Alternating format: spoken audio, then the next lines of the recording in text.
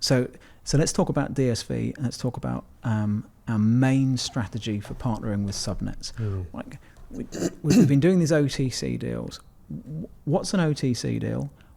Why do subnet owners want to do them?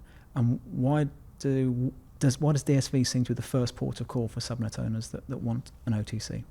Yeah, I think we basically fixed a bit of a subnet owner issue to begin with.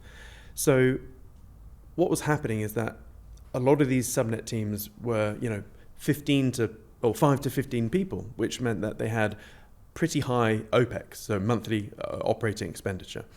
And there was a fear amongst all subnet owners is that if they were to sell any of their subnet token, all the negative eyeballs on the internet would go, oh my God, subnet owners selling their token means they don't care about their subnet, or something wrong has happened. And there was this ever-present fear that everyone would then also dump.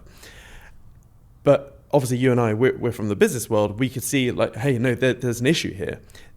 There needs to be an outlet, or something where subnet owners could come to this trusted party and go, hey, can I just swap some subnet tokens for some cash? It'll give us a 3 to 6 month runway, so we don't need to worry about the price, and we can just head down and code and build. And I think our initial goal was to be that trusted party, so that when someone did an OTC deal with us, an over-the-counter transaction, no one would worry. So like with all of the deals that we've done, we've bought, parked in the wallet, and we've never sold. Mm-hmm. Like we don't sell. So now whenever someone does an OTC deal with DSV, they know that we're not pumpers and dumpers. We may be pumpers, but we're never dumpers, if that makes sense. In the nice way, of course. In the nicest way a pumper could be be viewed at. And then we're helping with the owners. But it's not just money, is it?